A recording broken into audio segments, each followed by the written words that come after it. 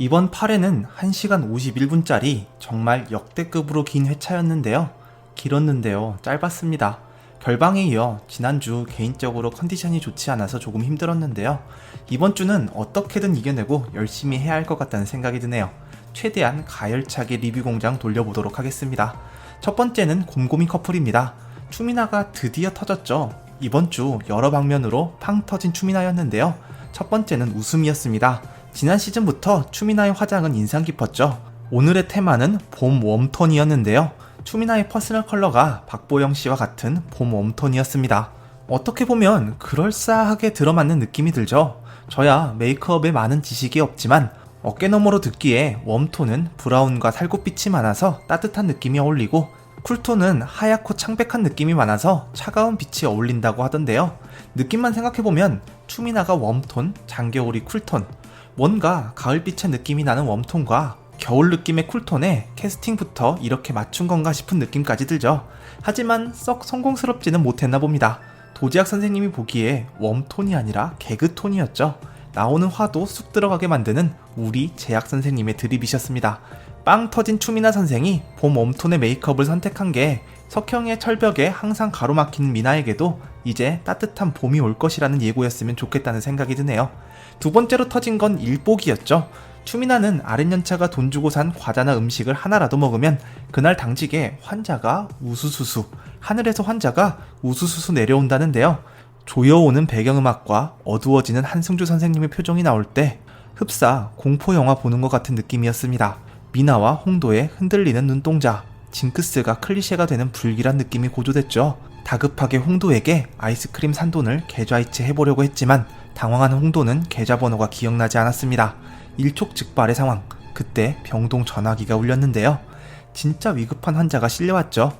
다행스럽게도 의뢰가 항상 길어지는 석형이가 병원에 있었고 힘든 수술이었지만 출혈을 잡아내면서 수술을 무사히 마칠 수 있었습니다. 수술을 마치고 환자 남편의 마음을 잘 헤아리지 못한 추미나는 또 석형이에게 실망을 안겨줬다면서 스스로를 반성했다가 격렬하게 문책도 했다가 다시 따뜻하게 위로하고 있었는데요. 아직 한 번의 고백이 남았다고 이야기하는 걸 보니 그 사이에 3번의 고백을 더 했고 3번 모두 차였나 봅니다. 하지만 4번 차인 추미나에게 완벽한 복선이 등장했죠. 언제나 사건 사고를 몰고 다니는 초보 인턴 홍도였지만 이번 실수만큼은 미나가 고마워해야 할 것 같습니다. 주말인데 위경련이 와서 미나가 쓰러진 모양이죠. 연일 계속되는 당직에 잘 챙겨 먹지도 못하고 스트레스도 많이 받는 추미나를 보면 위경련이 온다 해도 이상할 게 없어 보입니다. 갑작스럽게 찾아온 위경련은 심한 경우 정말 극심한 고통이 수반되는데요. 웬만하면 참았을 미나가 응급실에 들어누울 정도면 정말 아팠다는 이야기인 것 같아요. 그걸 우리 홍도가 해냈죠. 미나가 쓰러졌다는 사실을 전공의들 단톡방이 아니라 병동 전체 단톡방에 올려버린 건데요. 홍도의 실수로 석형이도 미나가 아프다는 사실을 알게 됐습니다.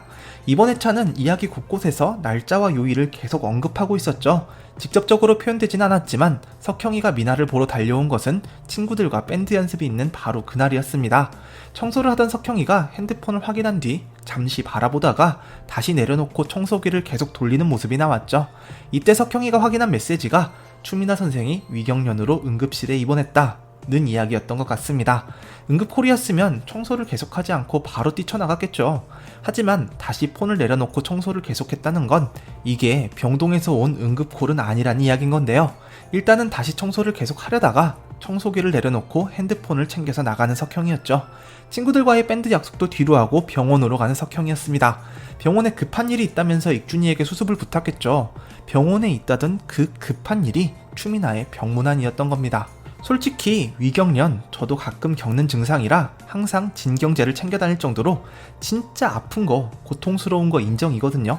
그런데 밴드 연습을 뒤로 하고 병문안을 갈 정도로 심각한 병인 건 아니죠. 복통이 위경련이 아니라 다른 문제 때문에 생긴 거라서 걱정이 될 수도 있지만 미나가 있는 곳은 율제병원 응급실이었잖아요.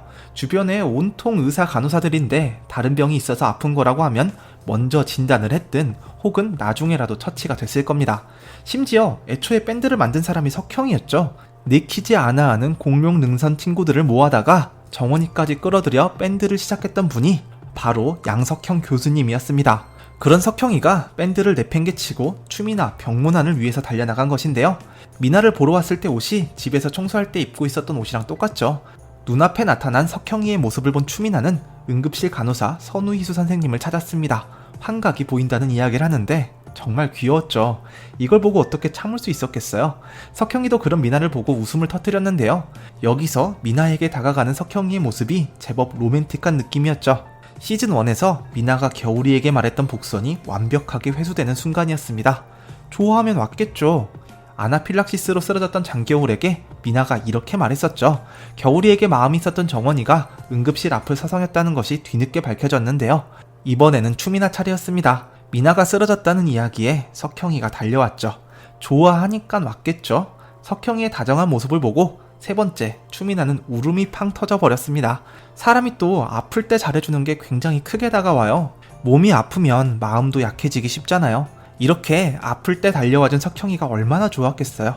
여러분들도 혹시 마음에 두고 있는 사람이 있다면 아프다고 할 때 잘해주시기 바랍니다.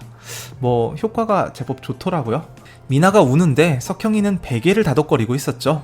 애가 우는데 무슨 베개를 달래고 있어 라며 웃었지만 그래도 그게 석형이한테는 나름 최선의 다독임이었던 것 같습니다. 자궁적출 없이 수술을 마쳤을 때 추미나는 자기가 보호자의 입장을 또 헤아리지 못했다며 실력도 인성도 부족하다는 자책을 했는데요. 석형이는 그런 미나에게 그거 가지고 인성까지 끌고 오는 건 너무 멀리 갔다는 이야기를 했죠. 작은 실수 몇 개의 문제가 아니라 그동안 미나를 지켜봐왔던 시간, 벌써 4년차가 된 미나가 어떤 마음을 가지고 어떤 태도로 수련 기간을 거쳐왔는지를 모두 다 알고 있는 석형이었기 때문에 미나의 인성을 의심할 필요가 없었던 것 같습니다. 이미 이렇게 석형이와 미나가 다 된 밥처럼 보이지만 아직 커다란 시련이 남아있었죠. 조영의 여사님은 예나 지금이나 크게 달라진 게 없어 보였습니다. 할머니와 추미나의 첫 만남도 정말 최악이었는데요. 거기에 미나의 현실도 크게 나아 보이지 않았죠. 많은 입주민 여러분들께서 설악산에서 숙박업을 한다는 미나네 집이 사실은 커다란 호텔을 운영하고 있는 게 아니냐라는 희망찬 기대를 하고 계셨는데요. 오늘 대출 상담을 받는 걸 보니 그건 아닌 것 같아 보였습니다. 반전이 있다면 좋겠지만 미나네 펜션은 설악산의 입구에 앞에 위치하고 있었다는데요. 거기다가 좋은 직업이라 대출이 제법 나오긴 할 테지만 미나가 받는 대출로 세 단장을 할 수 있을 정도의 규모라고 하면 조영의 여사를 만족시킬 정도로 엄청난 크기라 생각하긴 어려울 것 같죠. 하지만 우리는 또 다른 희망을 찾을 것입니다. 정원이 외래해왔던 한준이는 6학년이었습니다. 6학년인데도 이제 엄마 앞에서 자기 생각을 똑똑하게 잘 이야기하는 모습이었죠.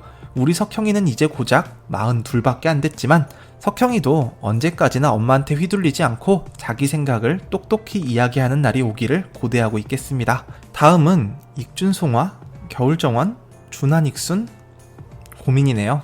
또 뵙죠.